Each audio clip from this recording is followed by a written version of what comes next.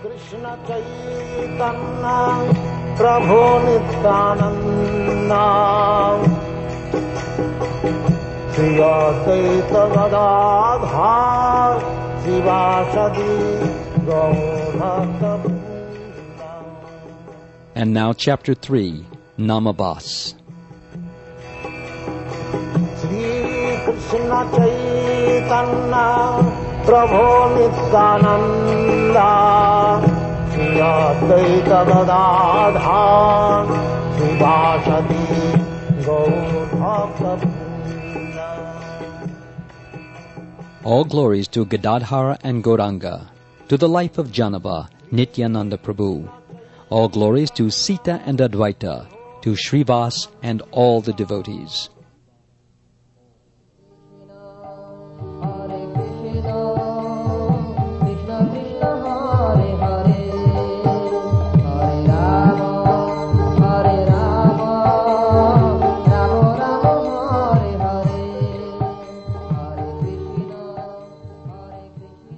Sri Chaitanya Mahaprabhu mercifully lifted Haridas up with his own hands and said, "Listen, Haridas, to my words. Now explain in detail the meaning of Namabhasa. If one thoroughly understands Namabhasa, one's chanting of the holy name will become pure. Then, by the power of that pure chanting, he will end his material existence. The holy name, like the sun, dispels the darkness of illusion. However, sometimes clouds or mist cover the sun from the viewer, so that only a portion of light comes through. In the same way, when ignorance and anarthas predominate, the sun of the holy name becomes covered, and only a portion of the full effect of the name is felt. Therefore, in some cases, the holy name will appear in full force in the heart of the chanter, but in other cases, clouds of ignorance and anarthas will minimize the effect of the name on the chanter.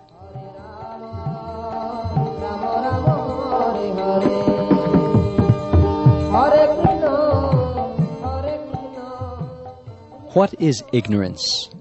Ignorance is of three types.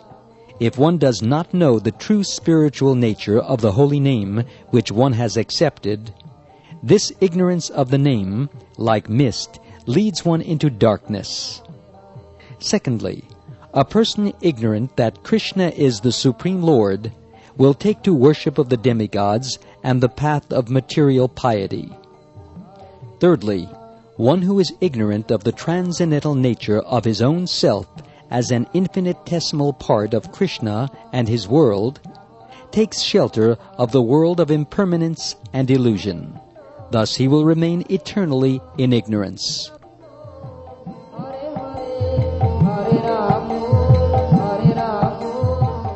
When the Lord had finished, Haridas said, "Today I am most fortunate, for from my mouth the Supreme Lord himself, Sri Chaitanya, will hear about the holy name."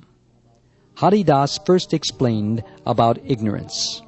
He said, "Knowledge means knowing Krishna is the Lord, that the living entities are his servants, and that the material world is a non-conscious, gross manifestation or byproduct of the Lord.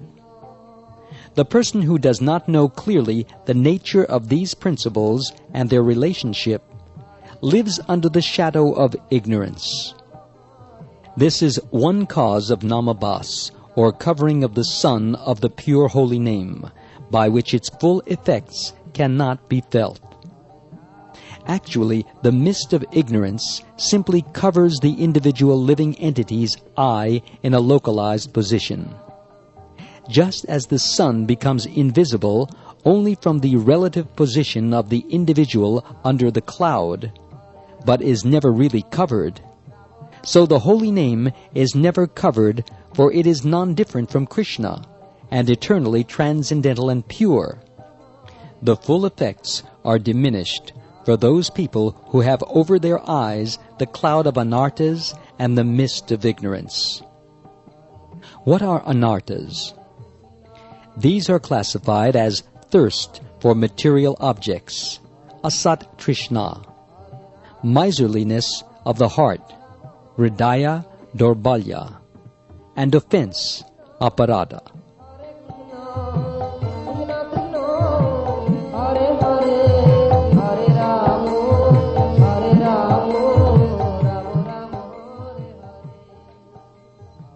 The category of thirst for material objects is divided thus: craving for material objects in this world, craving for heavenly sense pleasures in the next life, desire for mystic yoga powers, and the desire for liberation in Brahman. Weakness of heart may be analyzed as attachment to trifling things unrelated to Krishna, deceit, envy of someone else's progress, and longing for position and fame. Offense may be divided into offenses to the holy name, offenses to Krishna himself, offenses to Krishna's devotees, and offenses to other living entities. By these anarthas, the influence of the holy name becomes obstructed, and the full transcendental nature of the name is not manifested. The living entity will continue under the shadow of Namabhasa as long as he is ignorant of Sambandha tattva, the basic facts concerning the jiva, God, and the material nature, and their mutual relationship. However, when the serious student takes shelter of a bona fide guru, by force of his effective spiritual practice, he can remove the obstructions blocking the sun of the holy name. When the clouds and mist go away, the brilliant sun of the name becomes visible and bestows upon the devotee the treasure of love of God. After the bona fide guru gives Sambandha Gyan, he instructs the disciple on the practice of culturing the holy name, sadhana bhakti. This is called abhideya or process. By this specific process, the name will show its influence and drive out the anarthas.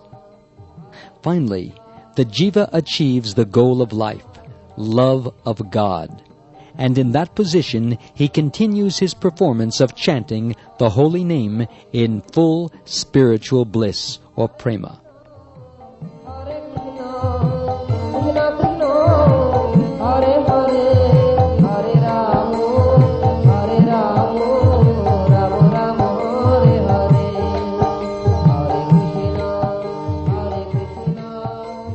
The ignorance of correct knowledge is explained as follows.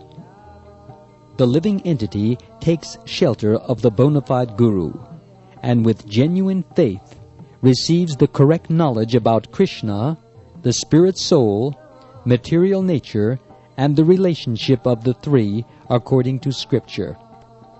Krishna is the eternal Lord, and the living entities are his eternal servants, linked to the Lord by the bond of love or prema. This relationship of jiva to God in prema bhakti is also eternal. This is the living entity's constitutional nature, which has only to be uncovered.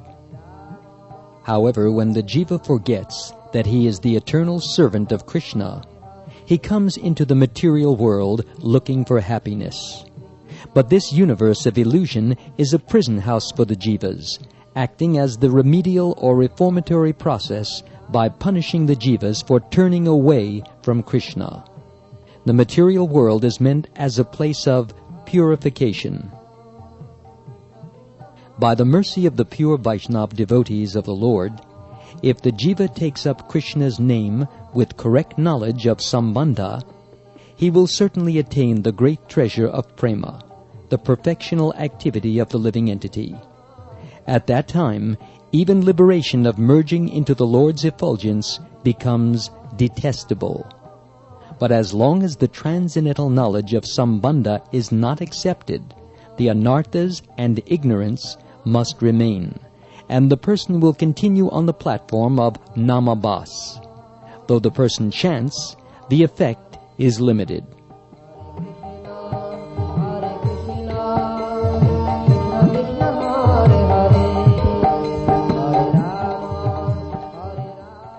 However, even chanting in the Namabhasa stage is considered to be very auspicious. It is considered the chief of pious activities, for by the accumulation of Namabhasa activity, one eventually gains faith to accept devotional service properly. Namabhasa is considered higher than the activities of yoga, sacrifice, varnashram rules, austerities, etc., because it will lead to the path of pure bhakti. The processes of yoga, austerities, etc., unless mixed with some activities of bhakti, will never lead to bhakti. What are the effects of chanting in Namabhasa? By chanting in Namabhasa, all sinful effects are destroyed, and one can attain liberation from the material world. All the effects of Kali Yuga are overcome. By chanting at this stage, all anxieties will go and peace can be obtained. Evil influences of ghosts, demons, spirits, and unfavorable planets are also nullified.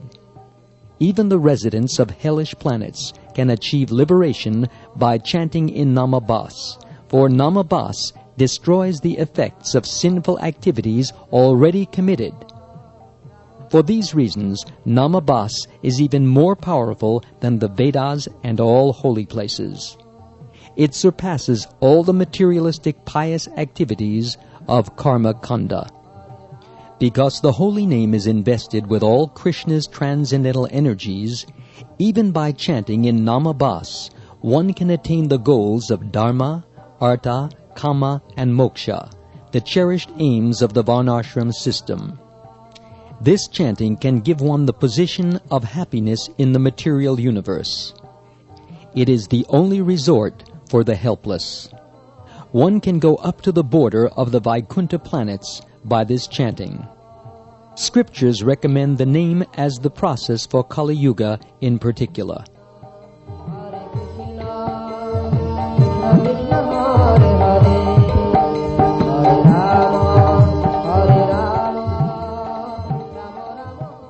Namabhasa as unintentional pious activity may be classed into 4 types: Sanketa, Parihasa, Stoba, and Hela.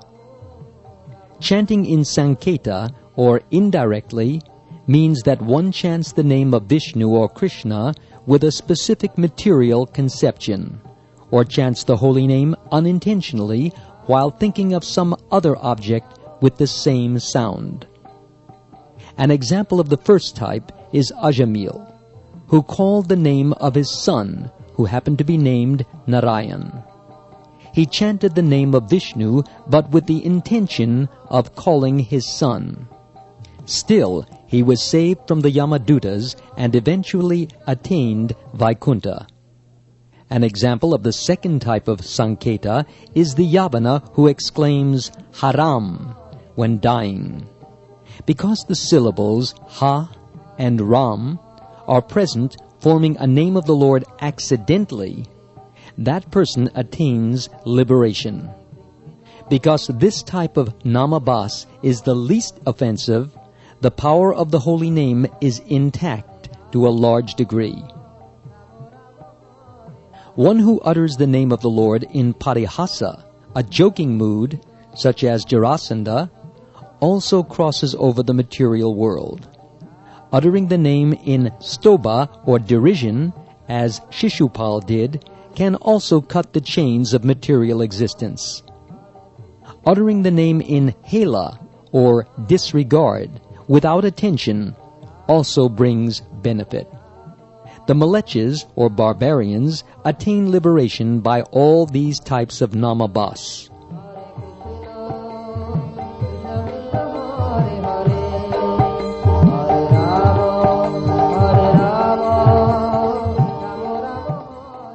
These types of Namabhasa, coincidence, jest, derision, and disregard, being without real faith in Krishna, are situated on the lower border of Namabhasa. On the other hand, if one has genuine faith in Krishna and takes to the holy name while anarthas are still present, That stage is called Shraddha Namabhasa. Since even by chanting in Namabhasa without faith, one can attain liberation, how can one describe the results of chanting in Namabhasa with faith? By chanting in Namabhasa, one can get everything except prema. If one gets to the point of Shraddha Namabhasa, quickly the anarthas will go, and the pure name will be revealed.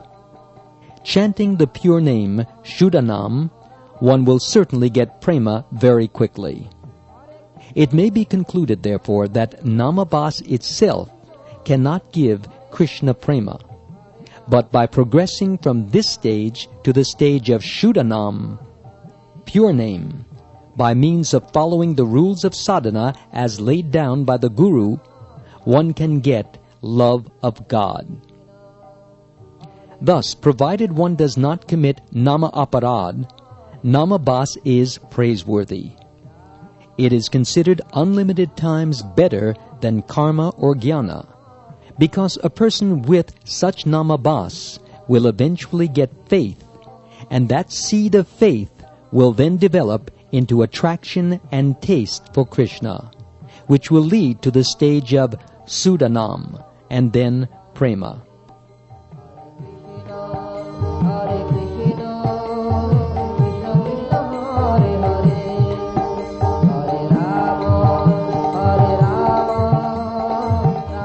Abhas means a faint light or indirect image.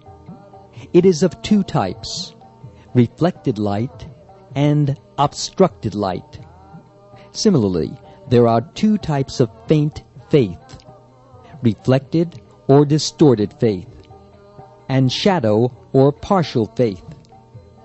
From partial faith comes dim Namabhasa, which eventually develops into the pure name and love of God. This is classed as actual Namabhasa. Just as clouds obstruct the full brilliance of the sun, so the clouds of anarthas, unwanted things, and the mist of ignorance in the jiva's heart allow only a faint light of the name to enter.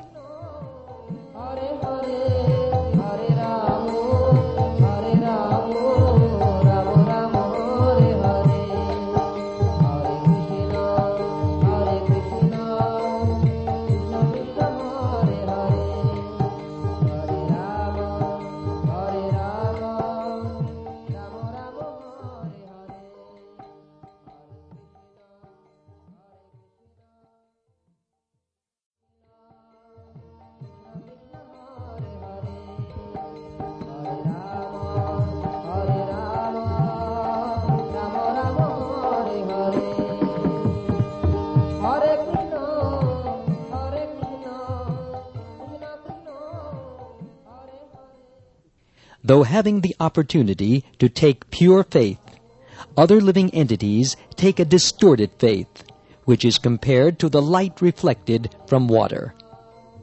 The light is broken, and the image not intact.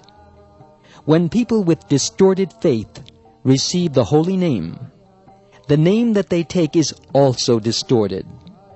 Such people are characterized by deeply rooted desire for enjoyment and liberation, to the extent that they strive day and night to fulfill their desires for enjoyment and liberation. Because such people may use the name, they may appear to have faith in the name, but this is not actual faith. If one takes to the name with that faith, no matter how long one continues, one will not progress to purification, but will remain at the same perverted stage continually. Instead, such practice usually leads to mayavad mentality, and finally one becomes a cheater. Such a person thinks that the holy name is simply a means to a higher end, and by such mentality, the glory and power of the name become lost. The only result is offense.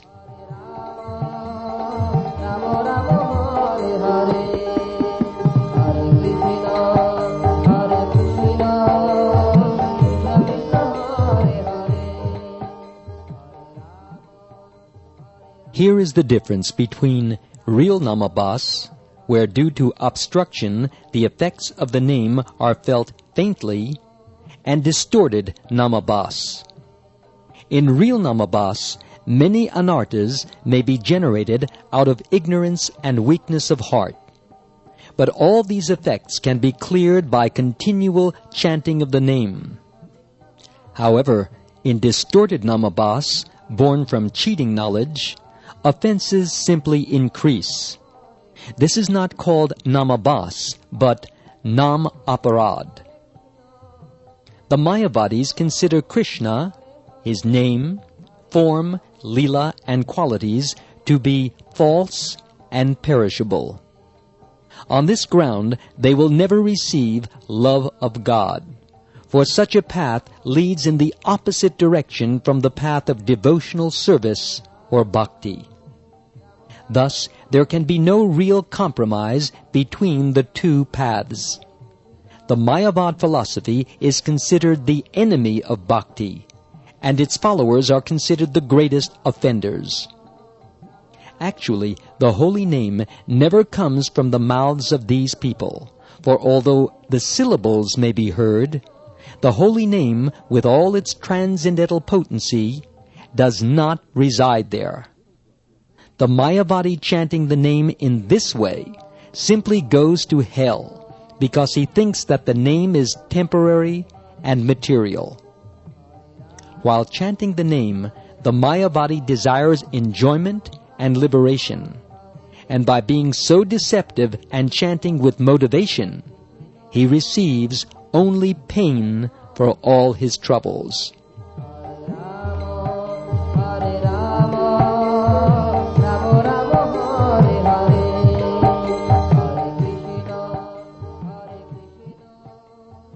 If, by the mercy of the devotees, he can give up the aspiration for bhukti and mukti, or enjoyment and liberation, and accept his position as servant of Krishna, being repentant and obedient, he can receive the real name and realize actual knowledge of Sambandha gyana.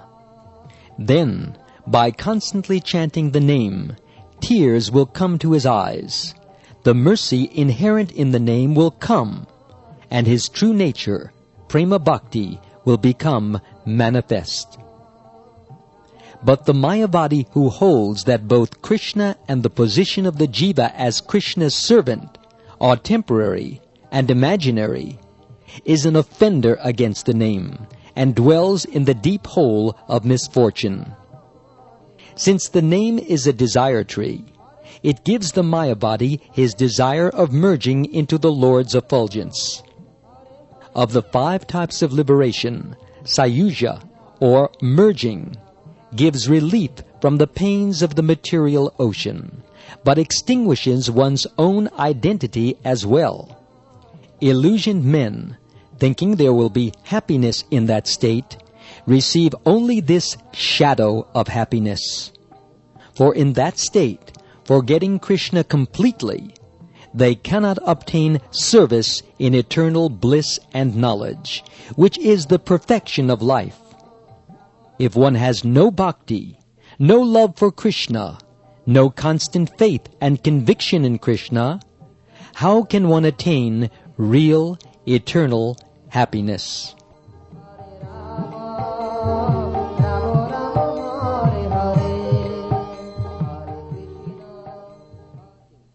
In summary, one who is at the stage of Namabhasa does not accept the Mayavadi philosophy, nor is his heart contaminated or weakened by its influence.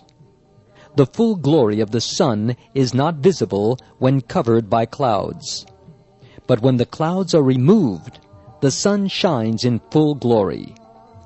Just in this manner, when a person receives knowledge of the actual nature of the name by the mercy of the Guru, when the ignorance and anarthas causing Namabhasa are dissipated by Sambandha gyana and sadhana of proper chanting, that Namabhasa can be transformed into sudanama, at which stage one will receive the full brilliance of the name in the form of prema.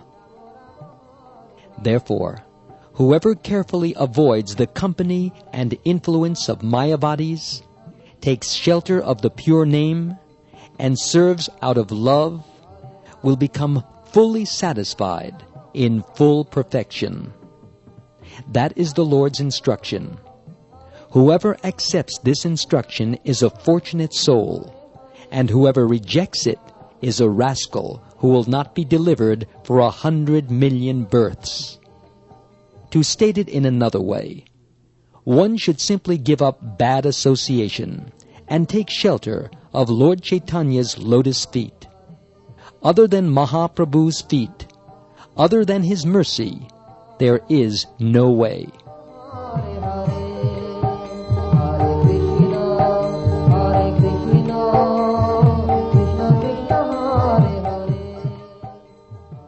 Bhaktivinoda says, thus did Haridas Thakur conclude his explanation of Namabhasa. One who takes shelter at the 2 lotus feet of Haridas will sing incessantly his glorification of the name entitled Hari-nama-cintamani.